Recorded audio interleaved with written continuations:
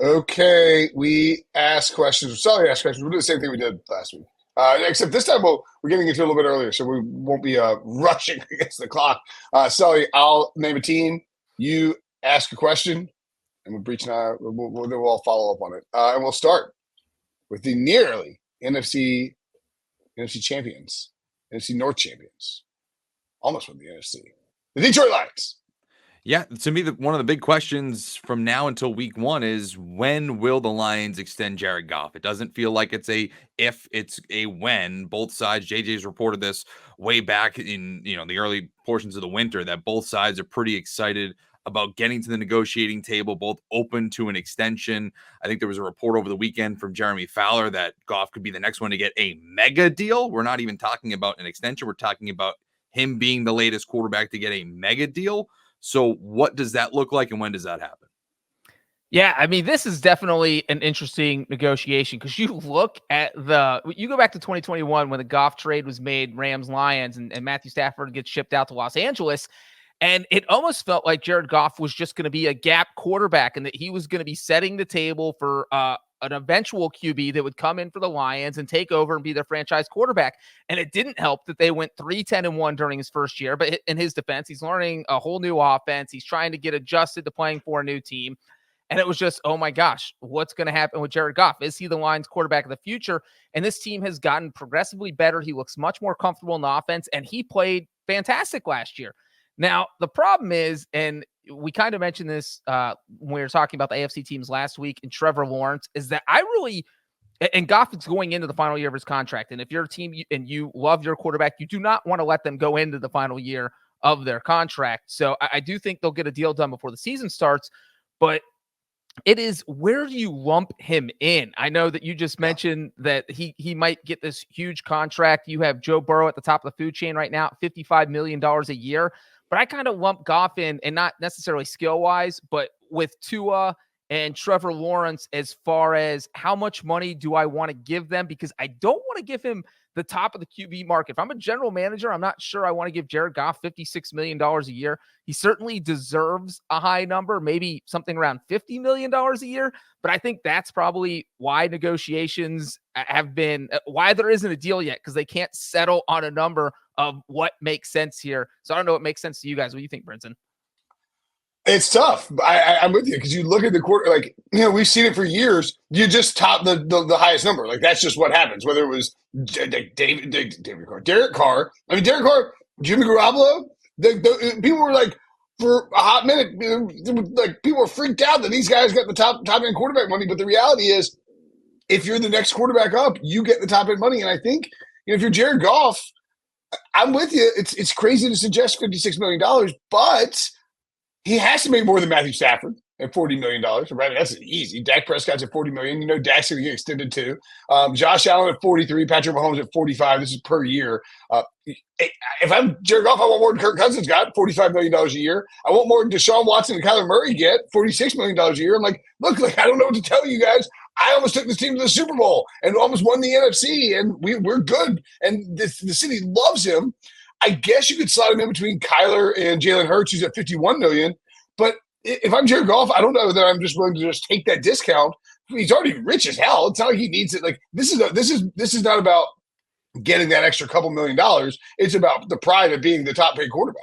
Well, I was going to say, could it come down to, though? I get what you're saying with Goff. Again, he's made a ton of money, former number one overall pick. I get that. But does the guaranteed contracts that are now starting to become more and more prevalent with these quarterbacks? Obviously, the Deshaun Watson one is blown up in Cleveland's face, but the Atlanta Falcons just gave Kirk Cousins that as well. Could that have possibly changed the tenor of the negotiations to say, hey, listen, I actually want more, 80% of this to be fully guaranteed or something along those lines? Yeah, I can see that. Possibly. Yeah. I mean, look, if you're Jared Goff and say the Lions say, hey, look, we'll do $50 million a year. And Goff says, okay, that's fine, but I want $150 million fully guaranteed, because then you get up there where that's, I think, the second highest fully guaranteed amount behind Deshaun Watson, obviously, because, no one's ever going to pass that unless Patrick Mahomes holds the Chiefs hostage, but it's just unlikely we'll see that. So now you get the second highest guaranteed rate in NFL history, but you're only getting the $50 million a year the Lions want to pay, which I think something like that would make it a win-win situation. But man, getting up to 56, 57 million for Goff would be interesting. I think that's a great call. And you look at it, Burrow's at 146.5 fully guaranteed. So, when you have these deals, the agent and the player, the team, everybody wants to be able to tout, like leak out something about the numbers that makes it, it makes it look like you got this incredible deal. And I think if you said second most guaranteed money in NFL history at $150 million, that would get the job done with that. And like at this point, I think everybody agrees that the Deshaun Watson deal is a massive outlier. And because it went so poorly, the trade is revamped Houston's entire franchise, and the Browns are just sort of stuck with Watson for the next few years anyway, and he hasn't played well because of that. I think it's everybody's kind of agreed to, all right, maybe that's a terrible idea. Maybe we should not do that for anybody, unless as Breach points out, Patrick Mahomes wanted to do it. So yeah, I think there's a common ground there to be found. Just a question if they find it. And remember, Lions fans are chanting Jared Goff over and over and at the NFL draft. So I mean, this is a fan base that loves this player. All right, the Green Bay Packers. Yep, we'll stick with quarterbacks here, and we'll look at Jordan Love and just ask the question of whether or not he can keep up his second half play from last season. This is, again, more big picture. It's not something that we're going to figure out before the start of the season, but it is something to just take note of. You look at the final 8 games of his regular season, he completed 70% of his passes, had a 112.7 passer rating, had 18 touchdowns and 1 interception. I mean, if that's who this kid is, then we're talking about, we got to look at the Packers in a much different way in 2024. So again, is he that? It remains to be seen, but that's the big question.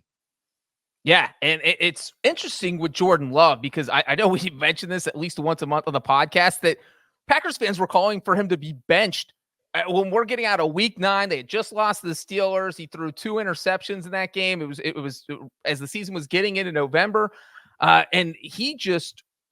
I mean, you have no idea if he's your quarterback of the future because if you look at what Love did, go out, you beat the Bears in Week 1, had a phenomenal game, 3 touchdowns, 0 interceptions. They lost in Week 2 to the Falcons, but you could not pin that on Jordan Love. The defense just blew. I mean, that was a crazy loss, a game they should have won. They lost 25-24. Again, Jordan Love throws 3 touchdowns, 0 interceptions. So after 2 weeks, he's at 6 touchdowns, 0 interceptions, and you're thinking, my God, I mean, this is exactly what you want. He wasn't as accurate as you would have liked in those first 2 games, but he's getting his feet wet. You figure the accuracy number will get higher. You just like that he's not throwing interceptions and he's throwing touchdown passes. But then that stretch from Week 3 to Week 9, we're talking 6 touchdowns, 10 interceptions. I mean, that is ugly, and that's where it looked like everything was falling apart. But as you mentioned, Tyler, that back half of the season was just insane. And it feels like that is going to be more the Jordan Love because usually, if you're improving, you're processing faster, you're figuring out the game faster. And it feels like that's where he is now. And so if I'm the Packers, I'm definitely not too worried about him possibly regressing. Yeah. So Week 7, the Packers lost to the Vikings 24-10.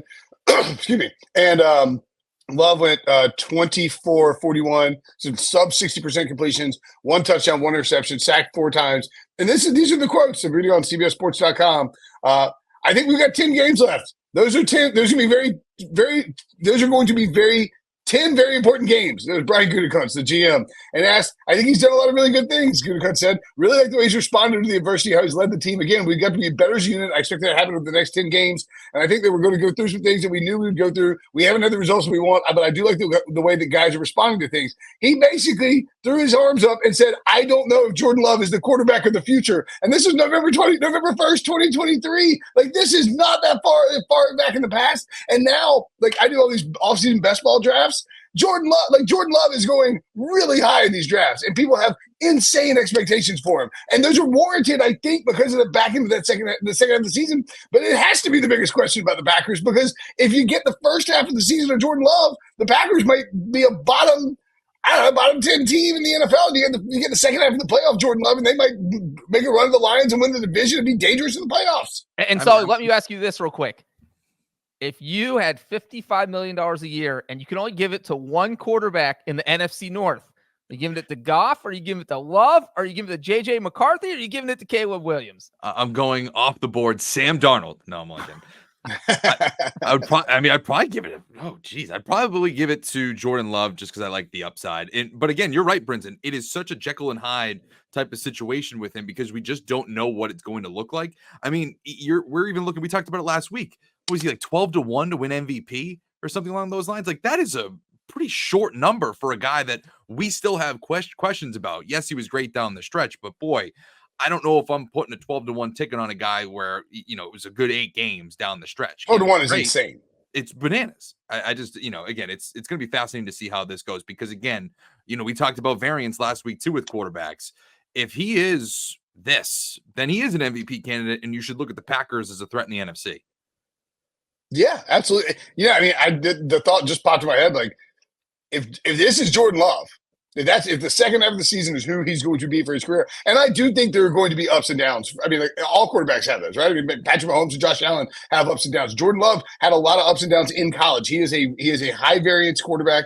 He's a guy who gets real streaky, both good and bad. But if this is who he is, and that upside is legitimate, it's not insane to suggest you could get a Aaron Rodgers, Jordan Love Super Bowl. That'd be awesome. That would be that screams bold predictions for the 2024 season by Will Brinson. Yeah, when we're previewing the season on this very podcast, that will be a bold prediction I will throw out there, I'm sure. All right, Minnesota Vikings. Yep, well, I guess we're sticking with quarterbacks in this division, but is JJ McCarthy going to be ready to start? Yeah, it's true. Is he going to be ready to start week 1, day 1? Is he your guy? And obviously, I mentioned earlier, the Vikings have Sam Darnold. That's a possibility, but you draft this guy in the top 10 in the NFL draft for a reason. Is he your guy going forward? Is he capable of doing that out of the gate? I feel like the Vikings spent this offseason setting up their roster so that a rookie quarterback could take over. I mean, that's why you bring in someone like Aaron Jones. You bring in an established running back who can take a lot of pressure off your young quarterback. You already have the offensive line. We know the Vikings have a very good offensive line. That's one place where you don't want to have question marks. You have somebody like Christian Darrisaw at left tackle. That's a great left tackle to have if you want to throw a rookie quarterback in there. And obviously, you have Jordan Addison. You have Justin Jefferson. You have a great receiving core there. And obviously, Kevin O'Connell is giving himself options. If JJ McCarthy doesn't look like he's ready, boom, you throw Sam Darnold in there. Sully's favorite player. I'm surprised you're not wearing your Sam Darnold Vikings jersey, Sully. But if I was betting on this, I would probably bet that McCarthy's starting week 1. Yeah, I think McCarthy starts week 1. I think I think Sam Darnold, maybe got a bad rap just because of, having to play with the Jets, having to play with a bad Panthers team, and then, the expectations of where he's picked. I think he's an absolute candidate to have like a late career sort of resurgence, and maybe whether it's Minnesota or somewhere else. Having said that, if they don't start JJ McCarthy, I'd be pretty shocked. I mean, JJ McCarthy's a guy who we expect or led to believe has a really high floor, right? And as a result, you would think that it's somebody you put in from week 1. So I would think McCarthy starts, but I wouldn't be entirely shocked if Darnold got the nod. Well, I'll ask you this because obviously the schedule is coming out later this week. And does that at all dictate, you think, how teams may look at this? If they just have the first month or 2 weeks where it's oh wow, I don't have the schedule in front of me, but let's just say, okay, that's 2 of the top 5 toughest defenses in the first month. Do you just let Sam Darnold kind of take those lumps early?